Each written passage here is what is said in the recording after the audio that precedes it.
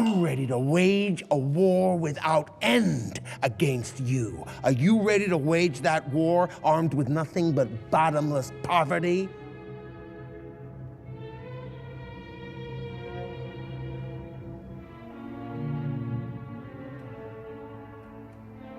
I didn't think so. In that case, stop talking bullshit. And get yourself some shoes, because the air in here is unbreathable. Money corrupts, and that's not news. Today it's Blackrock, Vanguard, and State Street. But not too long ago, there's an entity that held even more power than those multinational conglomerates. We're going to take a step back in time to the Catholic Church of the Renaissance and learn how it basically controlled everything it touched and how the game has stayed pretty much the same through the 21st century. We may just find similarities to how banks, hedge funds, and the uber wealthy elite wield political power today. Let's get it. Now, before you get your commenting fingers twitching about how I'm being mean to Catholics, know that I'm just talking about a political institution 500 years ago. I'm not talking about Catholicism as a religious practice or the church today. You do you when it comes to religion. This is America. Okay, now let's get back to the Renaissance. One big similarity the old school church has with our TradFi overlords is the emphasis on secrecy. Both institutions are shrouded in mystery. No one really knows their entire net worth or their intentions. Well, other than maintaining the status quo so they can rake in as much money as possible, both the Catholic Church and the banks have covered up scandal and corruption time after time so they can continue business as usual. Back in Da Vinci's time, there were all sorts of rumors of popes and other church officials not exactly keeping up with the Christian morals they were preaching. There was abuses of all kinds, incest, orgies, mistresses, bribery. We're not even talking about the polycule. You name the sin, the Renaissance popes were probably doing it.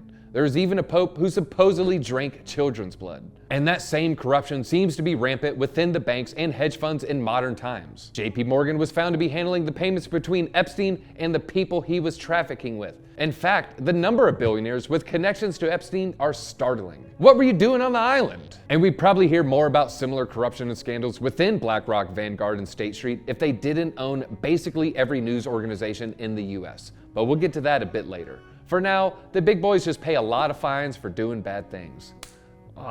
And that brings us to the first tool you need if you want to control everything. Here's a hint. It's all about the money.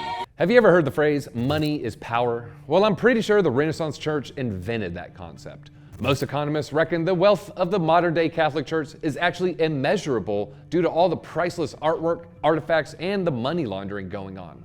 And the reported $30 billion net worth is still high despite countries going through a Protestant Reformation during the Renaissance and subsequently reclaiming church lands. So just imagine how much land and property the church owned back when Catholicism was the only thing on the Christian menu. Although it's really hard to know for sure just how much cash the Pope was raking in during the Renaissance, economists estimate it would be a little over 40 million annually in today's terms. And remember, this income doesn't include the land or artwork they're receiving as gifts or claiming by force. This gave the Pope the kind of capital countries are usually playing with. And thus, the church had the same power as monarchs. Some would argue even more. And folks, we may have ditched the funny tights and corsets, or maybe you have, but we have the same kind of issue today. Vanguard, Blackrock, and State Street manage almost $20 trillion, which is almost more than the US's GDP. And not only do they control more wealth than most countries in the world, those hedge funds are also managing wealth for countries, which creates a vicious incestual cycle of corruption. Back in 2016, Forbes reported that the wealth gap is worse today than it was in the Middle Ages. And that's not very hard to believe when we know the top 1% holds 15 times more wealth than the bottom 50% of America. And during the COVID lockdown, the 10 richest billionaires doubled their fortunes, while 160 million people fell into poverty. So how did both the uber wealthy of the modern day and the ancient Catholic Church amass this kind of wealth? Well, the church had millions of people tithing 10% of their income. Doesn't this sound a bit like the interest we pay banks on loans and banking fees? And 10% is nothing in comparison to the types of interest we pay just to exist in the modern world. The highest credit card is over 30%, and most of us are paying somewhere in the 20s. And because the Fed is raising rates, other borrowing is getting more expensive too. Student loan rates have increased, and taking out a loan to buy a home is nearly impossible these days because rates have almost tripled. Mortgage rates haven't been above 6% since the housing crisis in 2008. And yet, somehow, it's only us plebs who are paying these kinds of rates to borrow money. The corporations like Blackrock and JP Morgan take out loans with nearly 0% interest. In fact, the wealthier you are, the less banks deem you as a risk. So you get the best rates. But in reality, this turns into a vicious cycle where the hyper-wealthy hoard more money and the poor can't afford to borrow. Right now, the average interest for a personal loan is between 6 and 36%, where the average interest for businesses is 2 to 13%. Interest is leverage against the average American the same way the Catholic Church used to leverage usury. Usury? Usury is the practice of charging interest, and it used to be the biggest sin you could commit. But the church got creative with how it weaponized usury. It didn't go after wealthy banking families like the Medicis, who supplied the church with gifts and managed church money for free. The church conveniently cracked down on the practice so that the lower classes wouldn't have access to the extra capital that would give them the opportunity for upward mobility. It's wild how the past is so similar to our present. Why do you think day traders in TradFi have to keep at least $25,000 in their accounts? Supposedly it's to protect the poor from the volatility of the market. But the way I see it, it's just another method of keeping smart people from changing their economic circumstances. And who do you think pressured the SEC to create that law in the first place? I'm willing to bet it was a giant money manager like State Street, Vanguard, and Blackrock. They would like to have a monopoly on trading and hand all of us regular Joes a measly little 0.01% or whatever the bank interest is these days. I say no. And I want more than a toaster. And speaking of monopolies, the Catholic Church had a monopoly on salvation during the Renaissance, so people couldn't exactly go around negotiating that 10% tithing rule or what exactly counted as a sin. It's really similar to how we can't really negotiate modern prices in this supposedly free market. The monopoly aspect is something the church and our wealthiest modern day corporations have in common. Look at the bank failures recently. Despite Jamie Dimon claiming the smaller banks are good for our financial ecosystem, Chase was very quick to gobble up the banks that went under. If we weren't there already, we're scarily close to a bank monopoly. Another way the Catholic Church made money was selling indulgences to rid the nobility of their sins. The Renaissance nobility were up to some shady things too and needed to be seen as moral so they could stay in power. The most corrupt nobles could buy a spot in heaven by donating land or commissioning artwork. Doesn't this feel a lot like government subsidies and contracts for major corporations? Hey, you want to look like you support green energy? Give Elon Musk millions to play with. Oh sure, Blackstone, we'll subsidize your billion-dollar debt with taxpayer money because it makes us look like we're stimulating the economy. No problem. Another modern means of absolution is corporations using carbon credits to pay off their climate sins. This is how companies like Exxon have a higher ESG score than Tesla. They know whose palm to grease. Another great way to amass incomparable wealth is to be able to claim yourself as tax-free. If you can pull that off, it's an amazing feat. Just ask the NFL. Throughout history, the Catholic Church found ways to skirt taxation by the state, and that practice is alive and well today. Do you think Bill Gates and Jeff Bezos are paying income taxes? I hate taxes, you hate taxes, we all hate taxes. But in our current society, we pay them. And it's a little more than unfair that the wealthiest among us are acting like they're tax exempt. Both the mega wealthy and the Catholic Church of the Renaissance controlled education and access to information. So kind of like mind control. The church kept their religious texts in Latin to keep the masses from being able to access it themselves. And we already talked about how they also chose a lot of their sins to maintain the status quo in social hierarchy. It's a sin if you don't hit the like button. Similarly, corporate lobbyists have forced the government to slash education funding. That, combined with other factors, have made tuition exorbitantly high. And we already talked about the student loan issue. Most people can't even afford college anymore. And if you take your education into your own hands by trying to stay up to date on news and media, you'll quickly realize almost every media company is owned by major corporations who have Blackrock and Vanguard as their primary investors. So you can't always trust what they're telling you because they have an agenda to stay in power. That's why it's hard to find information on the full extent of the corruption of the likes of Blackrock and Vanguard.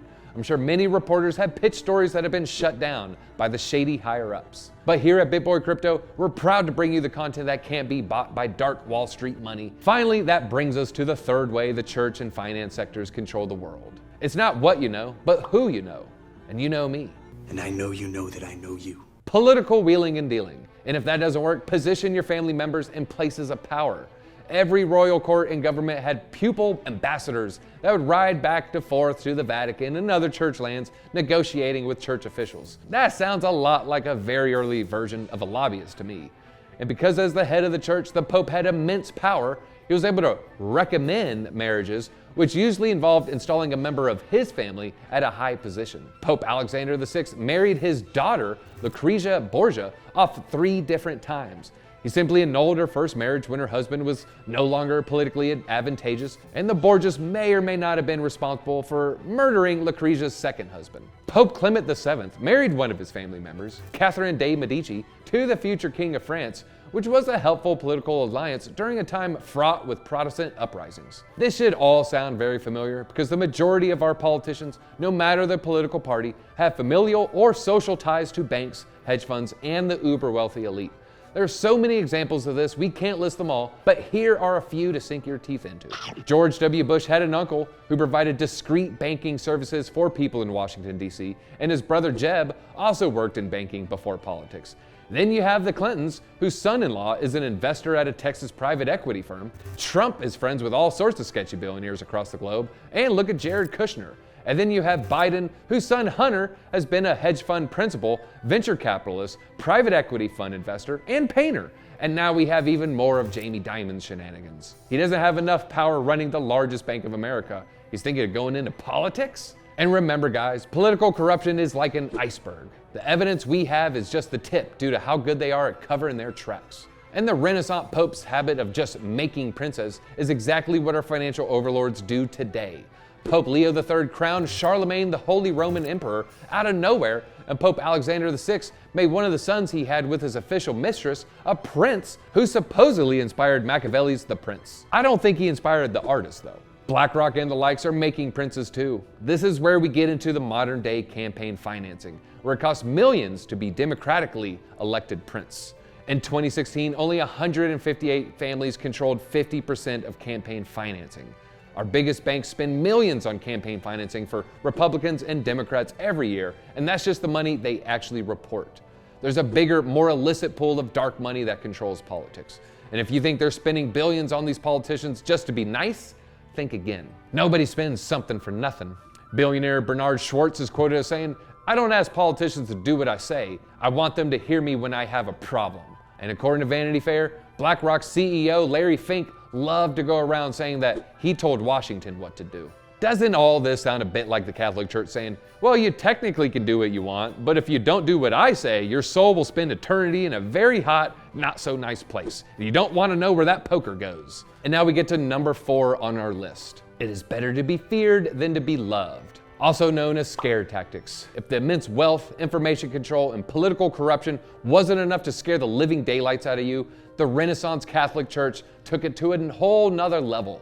The way the church portrayed hell through artwork and story was absolutely terrifying. Of course you're going to do whatever the Pope says to save yourself from eternal damnation. And the banks and hedge funds do this too. Make sure you have an IRA, because if you aren't getting our measly 5% every year, how will you possibly be able to retire? Don't worry, that number barely covers inflation on a good year. And if you don't buy things with credit cards or open a car loan and pay as interest, you won't have credit to buy a house later.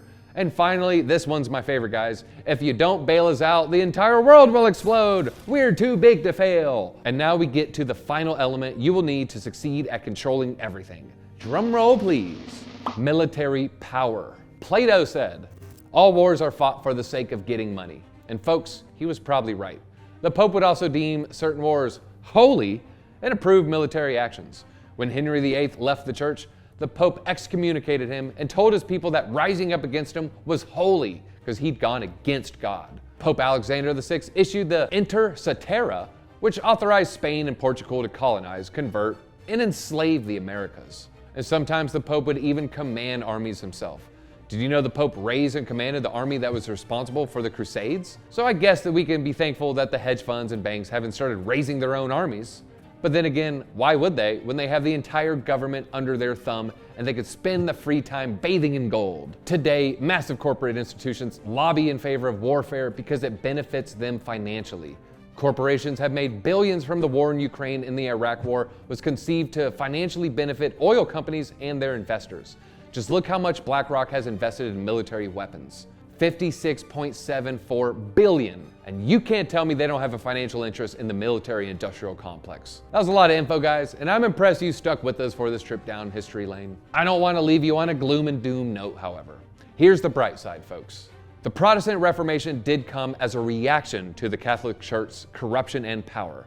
And hundreds of years later, the church is still powerful, nowhere near as powerful as they were during the Renaissance. We have the same opportunity to throw off the yoke of the banks and hedge funds that control our current financial system and government. That's where crypto comes in. No matter how much they try to manipulate the market, they can't control our gains, especially when we think long term.